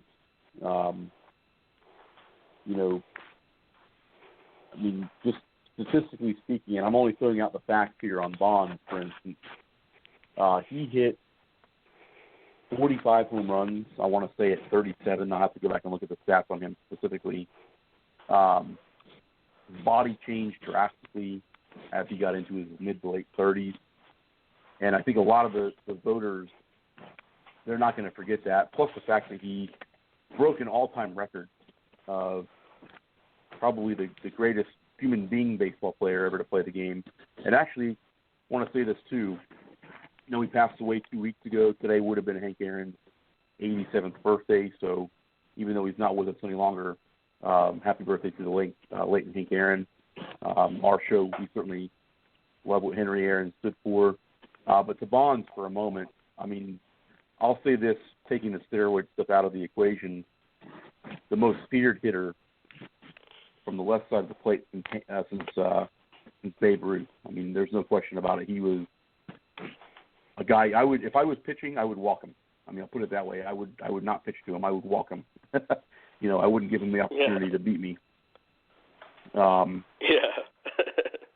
was that dangerous a hitter. In fact, the scary thing about Barry Bonds, he was still intentionally walked many times, even in his later 30s. Pitchers did not want to have any part of him. They wanted to get as far away from giving him an opportunity to drive in runs. In fact, there was even a game one time where the bases were loaded, and I think that if he hit a home run or even a loop single, it would have scored the game-winning run. The opposing manager intentionally walked him because they didn't want him to be the guy who beat him. So that shows you how much respect that teams had for him. But Bonds, the things that kind of stick out to me, you look at what he did in 2004. When he was 39 years old, 2004, he hit 45 homers, which is not out of the question for a 39-year-old to do. He hit 362, and I think he won the batting title that year. He got walked 232 times that season. And, when he broke the record in 2001 for the most homers in a single season, he became someone who at that point, at 36, 37 years old, you're like, hey, he's got a shot to get to Hank Aaron. And I think that what the voters are going to remember is, he had so many things around him as far as, suspicions and things. It wasn't just like, oh, we don't like this guy because maybe he's not friendly with the media kind of thing. There was things around him enough that people were saying, hey, you know what, this is probably not legitimate to some degree. So whether that's the case or not, that's for the voters to decide. I don't see him or Clemens, unfortunately. I don't see either of them getting in on the regular ballot. I see them maybe getting in the Veterans Committee here in several years. But right now, I just don't see that happening for either one of them. How about your thoughts on that? I agree with you. I think it's going to be hard, not impossible, but I think it's going to be hard for them to uptick to get to 75% on the vote. I think Barry Bonds was at 61%. He is trending up, and it is definitely a lot better than the low 30s and 38% he was at. So I think the voters are changing their opinion and voting for him, and obviously as the numbers show, but I just find it hard to believe to go from 61 to 75%. I think more or less Curt Schilling is more where you have to be, 71 to get to 75 on your last year of eligibility. 61 up to 75, I just don't see it making that big of a leap. I think you're right.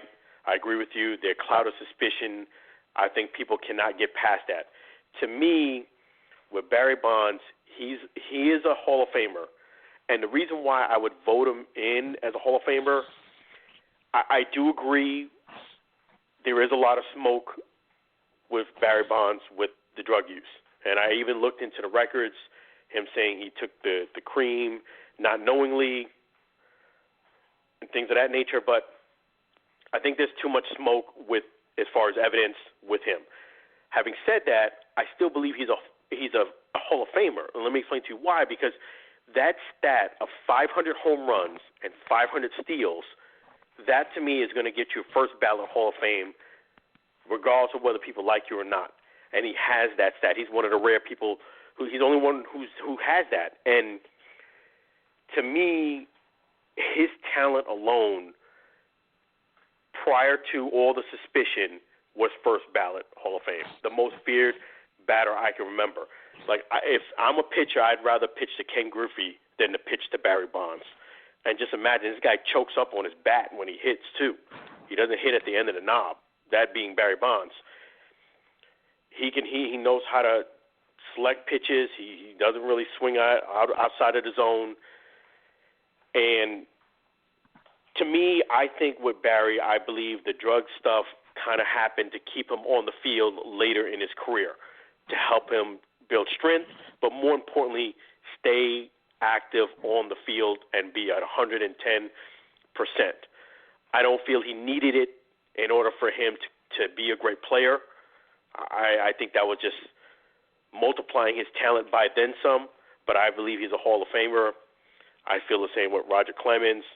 I think it helped them stay on the field longer and gave them some more strength in their later years of their career. If you look at their career prior to any suspicion, they were a cut above everybody. And yeah, I agree with you. I think they're going to probably have to get it through the Veterans Committee. I just don't see them getting to the point of 75% voted in, traditionally the way most Hall of Famers get it voted in. So as much as I would love for Roger and Barry to come on our show and talk about this, I would say no, I don't think they're going to get that 75% come next year. I think they're going to be, unfortunately, this is the last shot for them. I think it ends, barring something changing dramatically, I think it ends with them not getting it. I think they'll probably come closer to getting it, but I don't think they'll get to 75%. And it's unfortunate because they both, to me, are Hall of Fame talent. They both are guys that really made a mistake that cost them the Hall of Fame, and I think they have to live with those mistakes. So what are your thoughts on the future? I agree with you there. I don't see them either one getting in this next year. Now, I do find it fitting. We talked about how close Curt Schilling was. He was the closest, of course, to getting in this year. I do find it fitting that, of course, with everything that happened in 2020 with COVID and shortened seasons and no fans at the games and that sort of stuff, I do find it fitting that we're going to be able to watch Derek Jeter and Larry Walker not have to share the makeup of the Hall of Fame induction this summer. Not going to have to share that with anybody else this year. It just, to me, seems like the right thing to have happen. Kind of luck of the draw, I guess, how it happened, or just the way that the voters voted, so to speak. But I think at the end of the day, obviously you're a diehard Yankees fan, and Derek Jeter's been one of the most respectable players and icons in baseball in the last half century, probably. To have him have his day and not to share that with anybody other than the other individual, Larry Walker, who got him with him, that seems like the right thing to have happen. So I think if it was going to happen at any time, maybe that's the silver lining there. So I'm looking forward to seeing both of those guys inducted, here this summer, along with Marvin Miller, and then Ted Simmons, who will be getting in as well. So talked about a lot of things here tonight. I mean, obviously a lot of excitement in sports. We got the Super Bowl coming up here on Sunday. I think we're both kind of at the same point where we feel like it's going to be a really solid game. Hall of Fame voting, obviously nobody got in this year. A lot of baseball news, and the thing about that is we've been talking about this for the last probably 6 or 8 weeks. When were we going to see the big signings happen? Finally, it's happened. One domino fall. That's how it always goes. One domino falls, and then all the rest of the pieces start to fall in place, and everything kind of takes care of itself. So, really, really good to see those things starting to happen. And again, the excitement and anticipation of 2021 being right around the corner. I'm hoping to get to go to some games. Not really sure that's going to happen this year, at least from the spring training perspective. Now, I got to ask you this, and we're going to have a guest on next week, too, that's going to go over this with us. Was it silly, in your opinion, for baseball to wait until like 2 weeks before spring training started to determine whether it was the right time for us to delay the season by a month? Does it seem kind of silly that we waited that long before we did that? Yeah, I do. I agree with you. I definitely think you had plenty of time before the season ended till now to kind of see the landscape of how this is trending with COVID. I think they're moving a little late for them to make an announcement that they're going to play. Last I've heard 154 games or 162. I just think that baseball needs to kind of make the decisions and be a lot more proactive. They need to kind of take a page out of the NFL and make a decision, make it early, and stick by it. There's too much going back and forth, trying to make everybody happy, and that's not going to be the case here in America. I've been here long enough to tell you, getting people to agree on anything here in America is a tall task. Even if you're saying, I'm going to give it to you for free, somebody's going to have an issue with it, no matter what it is. And that's just how it is here.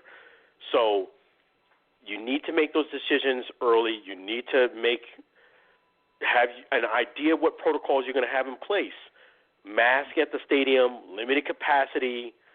You got to start thinking those things a month or two prior. This is now going on a year that we're going in COVID. March officially makes it a year. You should already know where this is headed. Make those decisions, stick by them, be proactive, and make those announcements sooner. I mean, that's just unacceptable. We're making it now. Guys are supposed to be reporting now in the next week. So that's kind of a downfall on Major League Baseball. What are your thoughts on it? I just thought it was silly. I mean, look, it's well documented on our show. You go back to late May, last June, and you and I were sitting here talking about the possibility of there not being a season at all in 2020. And then they got their act together and they, stopped whining about having a lesser salary and all the other stuff that went along with that. To me, what's really shocking and revealing about how what we've seen happen in the last week to 10 days has gone down is, were they not paying attention at all last year? And it's almost like even through a pandemic, which has negatively impacted everyone to some degree, it's almost like they ignored it. It's almost like they don't care about the fans. And here's what they got to be careful about. They were fortunate after the 94 strike that the fans came back. It took some time for it to happen. It took some big things like Cal Ripken breaking the all-time consecutive game streak, the home run chase in 98, and some other big things that happened. It took a little time. It took a couple years for the fans to really come back out in full force. And I think the owners and the players as well had better remember that, because we're the ones who pay their salaries. Trevor Bauer's not making $40 million to pitch next year with the Dodgers if you don't have fans that are buying their merchandise, that are going to the games and going to the turnstiles, that are subscribing to the MLB Network packages, all those things. If people wanted to, hit them where it hurts, they're going to hit them in the wallet. And so sometimes these guys forget that it's the fans that really make that happen. So to me, it seems just crazy that they would, 2 weeks before pitchers and catchers report, well, you know what? Should we play 154 games? Should we modify the season? Should we delay the season by a month? You know what? Play the season. If something gets delayed like it did last year, it'll get delayed like it did last year. If you have a team get sick, you have a team get sick. At the end of the day, you don't need to sit here and wait for something to happen to cause the season to be delayed. Just play it. I'm going to leave it at that. Yeah, I mean, this is going on for a year. You have to have some safety protocols in place. Take a page of what some of the other sports are doing. Limited capacity. You have to wear a mask until you're eating. I mean, I think it's a fail-safe plan. Obviously, we talked about Courtside Karen. Those things, unfortunately, can be broken. But, yeah, you from an economical standpoint and an enjoyment, and like you mentioned, that you don't want to get people getting used to not going to the games because they will not go to the games, basically. I think baseball is one of those rare sports where the product is really good. And if you somewhat like baseball and you start watching some close games, it gets your juices flowing. If you go down to a spring training game, you get so close to the players, it gets exciting. And they can come back. It is going to take some work. But baseball needs to kind of get with the program. You're like, this is not Babe Ruth days. Okay, we have technology. We're more innovative now. You need to use that innovation to your advantage. Start making decisions. Start getting in a boardroom meeting. What are you guys are going to do? It's like it's so disorganized. Are we going to reduce the amount of fans that come in? How are we going to reduce the amount of fans? What protocols are we going to have for the players? Get down and settle these things out and make some decisions. It's like everybody's trying to appease everybody and nobody knows what they're doing with baseball. It's like, come on, man. Make a decision. Stick with the decision. Go forward with it. And don't tell people when they're supposed to report in a week or so whether you're going to start 162 games, 154. These things you should have already worked out and made a decision mid-January at the latest. Get your program together, baseball. We love you. But get your stuff together, man. Come on now. 100%. That's absolutely right. No, that's 100% the case, I would say. So, I think that the interesting thing is I think that a lot of this, too, is, sometimes people just, whatever side they're on, they want to be the one who's right. They want to be the one who made the decision. And they have to remember that, that's not what it was about. So, when it comes down to it, the fans and the loyalty to the game are going to be the things that are going to determine the game going forward. And again, if you anger the fans, you're just shooting yourself in the foot. So. Exactly. I mean, you got great things going in the off season. You got the first female GM. Let's see what you're working with. Let's see some baseball. Like let's get it together. You're gonna play. You're gonna play. Or you're not gonna play. They did this game last year. Teeting, tattering. You're gonna play. You're not gonna play. We're gonna play reduced season. They went all in this big circle. And yes, I give you credit. You did have a season. It was very competitive, but you cannot have another repeated that again this year. Make a decision. Go forward with it. Not everybody's going to be happy with your decisions, but at least make a decision. Yeah, at least make a choice and stick with it. And I think that's that's certainly what has to happen. I think it's going to be a great season. I think that there's a lot of competitiveness. We've seen a lot of player movement. That's usually a positive thing. I mean, teams are trying to position themselves for run at the playoffs or for improving. I think there's going to be some surprises this year. I'm a fan of the fact that they decided not to have the DH in both leagues. I think that makes it better for the National League. And then, having the expanded playoffs, I actually like that idea. I think that really worked. I think that really worked very well. So, I think that going forward, I think there needs to be some things that are thought out that can really make the game even more, attractive. Because one of the things they've worked on so well the last probably 10 or 15 years is in the competitive side of things. There's a committee that actually handles a lot of this stuff for like changing rules or changing some of the stuff that goes on in the league. Rules committees. I mean, what have we seen the last 6-7 years? They brought in instant replay, which I'm not a fan of it completely. I think that having like the ball was a fair foul, that it go over the fence, was it a home run? That I'm okay with because it's more of a dead ball type of a call. But then you also have situations where the throw went down to second base on the runner stealing. Did he come off the bag? Did the second baseman tag him after he came off the bag? That's a judgment call the umpire should make, and they shouldn't be able to review that. But at the same time, they tried to make the game more interesting because they do want to draw more folks. They want to draw more people in. They want to make the game more interesting. So I think on that side of things, it's become, more of a competitive side. So I think that we'll see how things we'll see how things go going into 2021. I certainly am very hopeful that we will watch a great season occur. I think that there's some records that could be shattered this year as far as not necessarily home run records or anything like that. I think that the 73 is probably safe for the time being.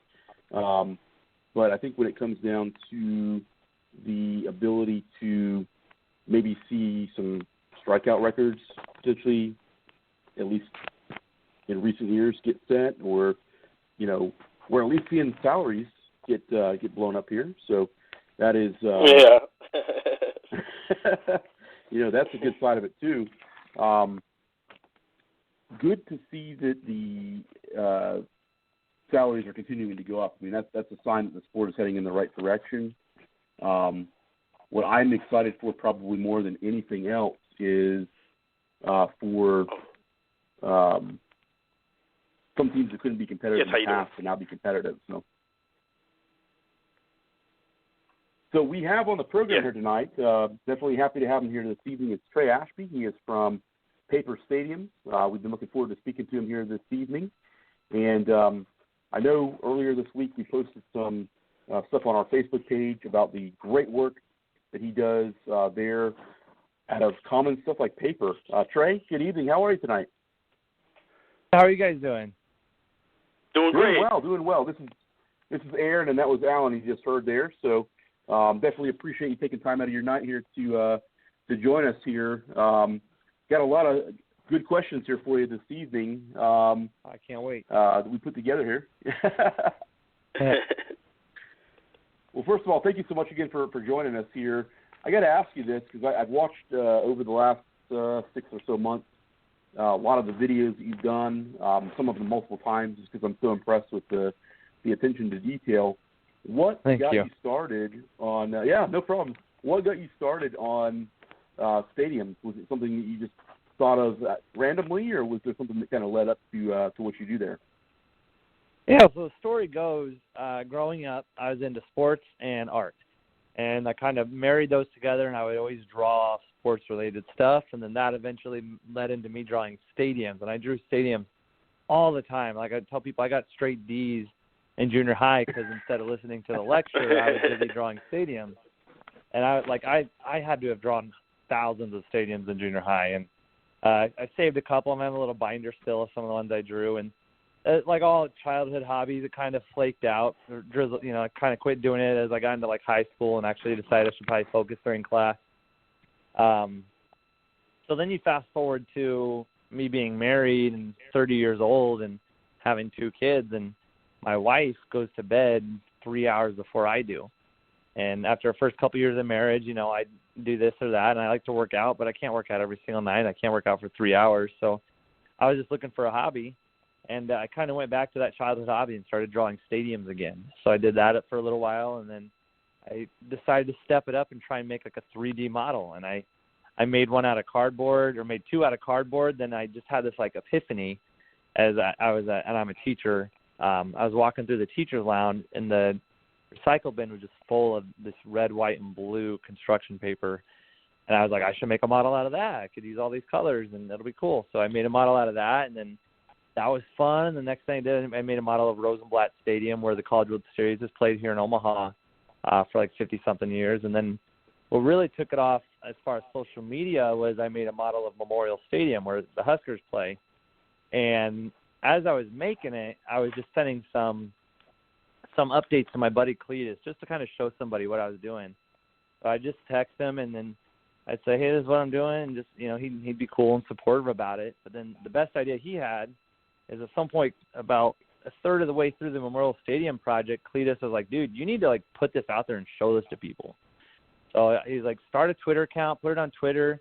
I was like, okay, I'm sure there's a couple dozen people will like this.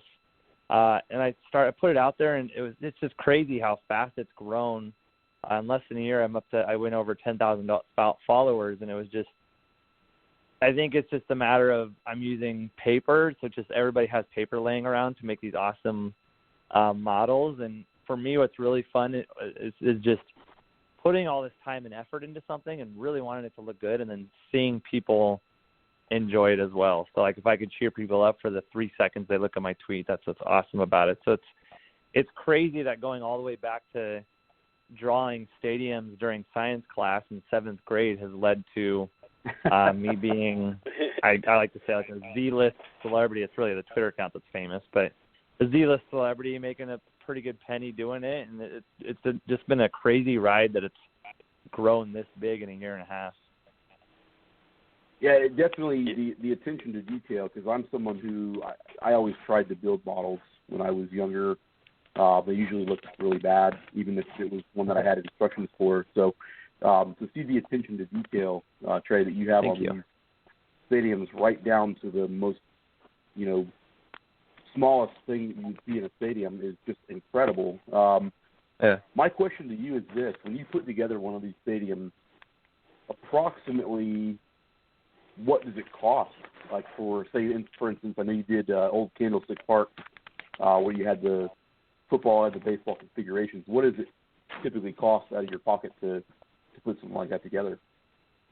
So that's really why when I started doing this, that's why I was using cardboard and paper. Was just, I had that stuff lying around work. You know, it was the first couple of stadiums I built were absolutely free. You know, I used some scrap cardboard that I found at work. I found, like I said, I was pulling construction paper out of recycling bins and everything. And then as I've gone on, you know, I've bought supplies, and I bought a Cricut cutter, which is like $200. But if you just look at a finished stadium and look at all the product that's in the stadium itself, it's maybe $4 or $5 worth of paper, and the foam board that it all sits on is the most expensive part. That's probably $3, and then $1 or $2 worth of paper. So what's been, like I said, what really got me in it, even now that I am specifically buying paper and different colored paper, and we have a shelf in our pantry dedicated to cardstock and different colors of cardstock.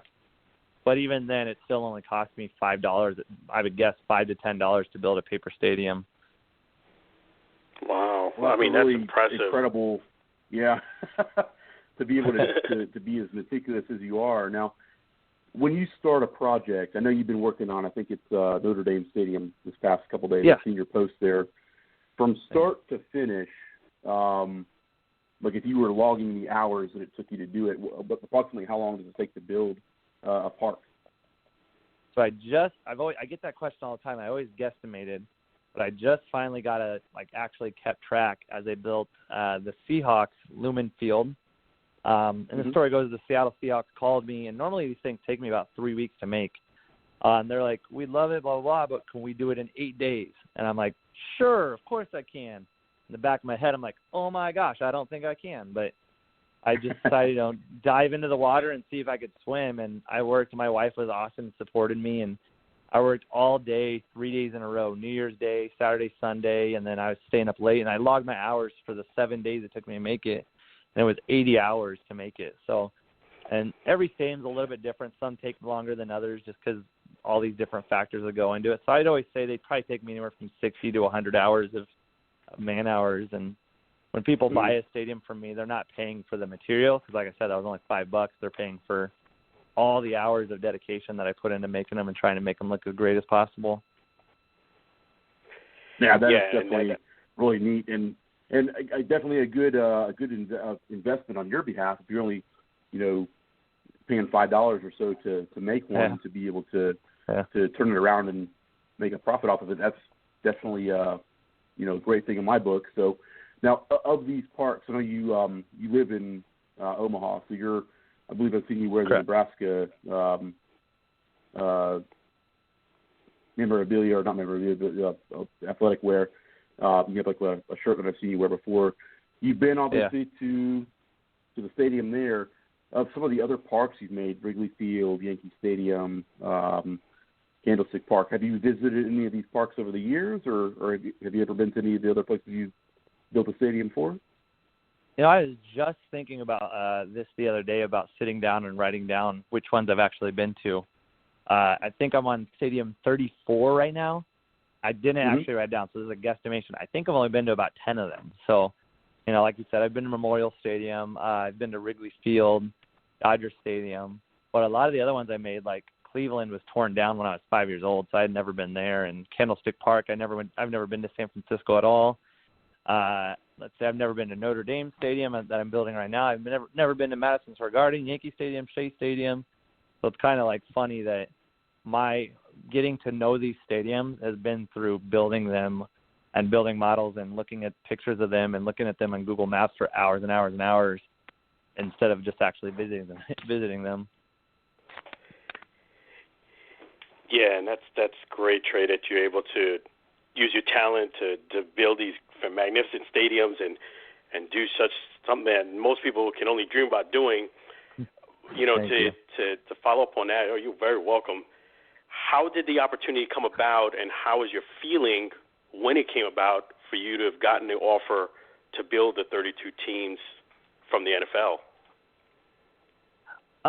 So it was just the Seahawks, but that was like getting called up to the big leagues, and just there's been so many moments throughout this whole from the time that Cletus told me to start a Twitter account to now. There has been so many times that I've said I never on my wildest dreams would have thought it would lead to this. My kids got to run around at Memorial Stadium by themselves and play on the field, which is like hollow ground in Nebraska. Like, I never would have thought that would have happened. I never would have thought Stone Cold Steve Austin would talk to me on Twitter. I never thought that Jim Harbaugh would be holding one of my pieces of artwork. I never thought I'd be commissioned by the Seattle Seahawks to make a piece for them. So what it really is just kind of just surreal that I was sitting there signing a contract with Seahawks logos on it, and it's kind of funny. I was telling my buddy, so Cletus, I keep bringing him up, he's 6'9", 300 pounds, played college football. So if someone would have came back to us when we were 12 years old and said, hey, one of you someday is going to sign a contract with the Seahawks, I would have been asking what round Nate got what round he got drafted in. So it's just so surreal to think that all this stuff has been happening just because he told me to start a Twitter account and put this artwork out there, and then the more I've done it, the better I've gotten. The better I've got, the more people have appreciated it, and the more random crazy doors that have opened. I have another big commission I can't really talk about right now that's, again, just mind-blowing that this I don't know how to phrase it without giving it away, but this organization is reaching out to me and commissioning me, and I'm sending them invoices and all. It's mind-blowing is what it is. I never thought it would lead to this at all. And it really is coming from most of your hits, and you feel as if your circulation of people getting to know you is through Twitter? Yeah. So I have a TikTok following of like 10,000, and then Instagram and YouTube's 1,000 or 2,000. But what's really where I'm really hitting home is on Twitter, and just what Twitter is good at is if you make good content, people will like it and retweet it, and then other people will see it. Whereas, Facebook, you can make the greatest content ever, but Facebook suppresses posts and blah, blah, blah. You don't see the best stuff because, without going into too much talk about it. But Twitter is just, if it's good and people like it, they will share it with their friends. And if their friends like it, they'll share it with their friends. So the better my stadium is, the better my video is, the cooler what I'm doing is, the more publicity I get for it. So that's why I've really invested a lot of energy in Twitter, and I've been able to build, like I said, almost 13,000 followers without paying $1, just making good content and relying on people and loyal fans that appreciate what I'm doing and sharing it with their friends. Yeah, that's amazing. Twitter, you don't think of them as being like this big hit social media platform, but you'd always think Instagram or Facebook or YouTube. Yeah. But I'm glad you brought that up, that putting out great content gets attention on Twitter. Yeah.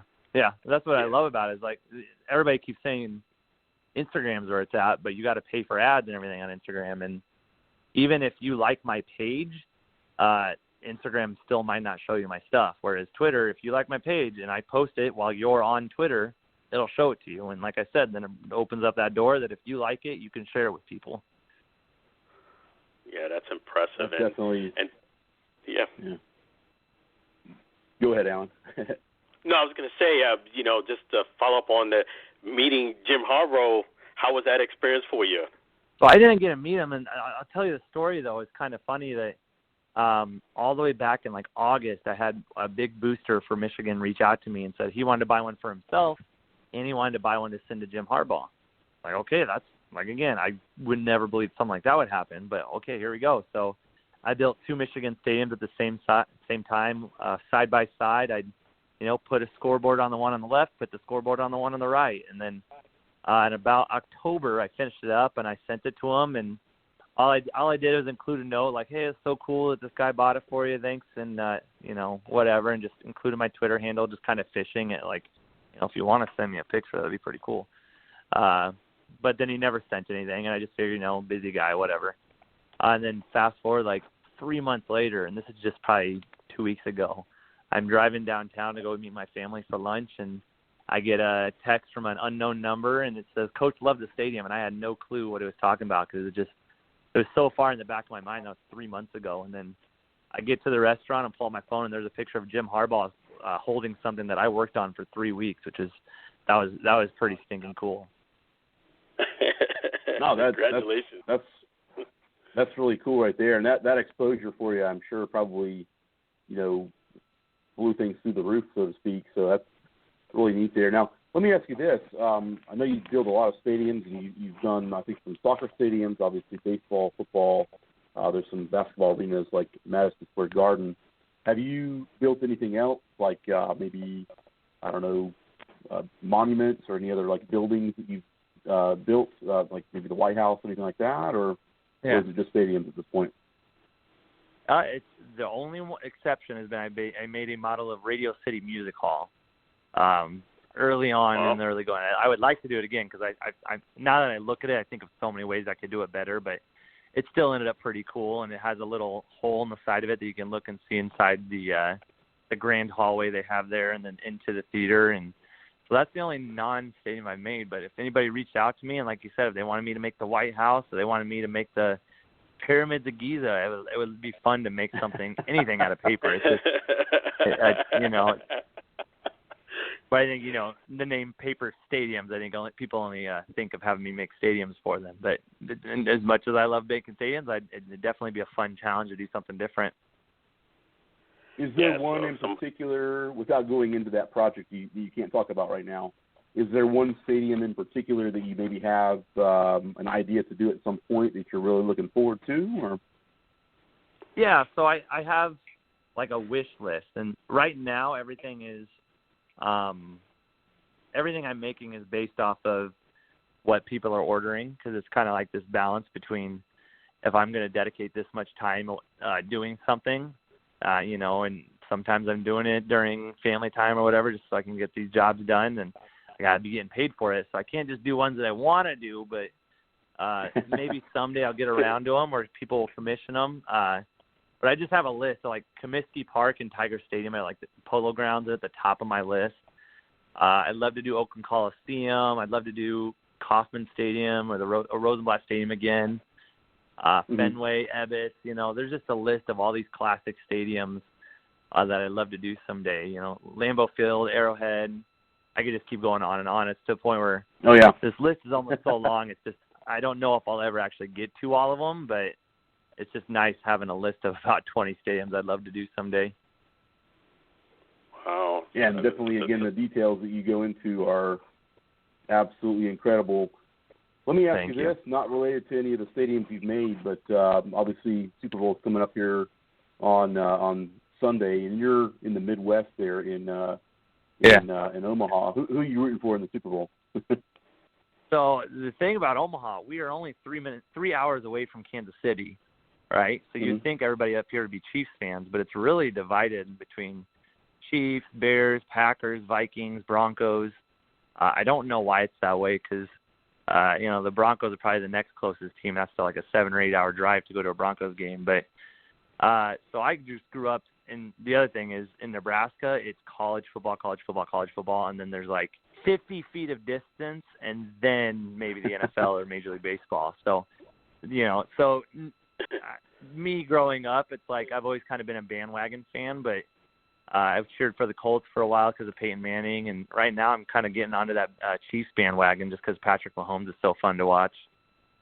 Yeah, no, he definitely is, for sure. So I think it's going to be certainly a great game. I think you got actually Alan and I are both in the Tampa area, so you get the greatest quarterback of all time. What's that? I'm sorry to insult you and say I'm cheering against your team. Well, I'm not a Bucs fan. I'm actually a Packers fan. Oh, yeah. But I'm looking forward to a good game. I think this is probably the first Super Bowl we've seen in a long time where it's really hard to say definitively one team's going to win versus the other because there's such good quarterbacks. I think the dynamic of the legend that's in his last couple of years and then the upcoming legend that's in his first couple of years, I think that's the most interesting storyline that you kind of going to, that streak of the Super Bowl always having Brady, Manning, or Roethlisberger for so many years or whatever, it's going to transition into Mahomes. So it's kind of cool that's starting off like they're overlapping, and now it's going to be Brady straight into Mahomes. It's probably going to be in the Super Bowl. Maybe not 10 times like Brady was, but, he's going to be in the Super Bowl a lot over the next couple of years. So it's kind of cool having that overlap rather than there being a gap in between them. Yeah, absolutely. That's a very good point there. So, well, I tell you what, Trey, we're almost out of time here tonight, unfortunately, but we definitely appreciate you coming on the program. We'll continue, if you're okay with it, for posting your stuff on our Facebook. And I love that. You definitely get the word out there. And, maybe when you have another project coming up here that you can talk about, we can have you back on the program again. We'd love to do it. Oh, that'd be a blast. Yeah, I love it. Just sharing stuff. It's just great to have. Like I said, it's nice making money, obviously, but what's really fun is just sharing it with people and knowing that people appreciate what I'm doing. So I enjoy hearing you guys say that you appreciate it and showing it to other people. So thank you very much. I really enjoy that and have a lot of fun with that. Absolutely. Well, thank you again for joining us here tonight on the Alan and Aaron Sports Talk Radio program. And thank you to all of our listeners. We'll definitely get some more posts out there regarding Paper Stadiums. For those of you who haven't seen it yet, it is on Facebook under Paper Stadiums and also under YouTube. Some great stuff. You'll be amazed at how much detail Trey goes into. Thank you all so much tonight for listening. This is the end of our program here on this Friday night, and everyone have a safe and fun Super Bowl weekend. So long, everybody.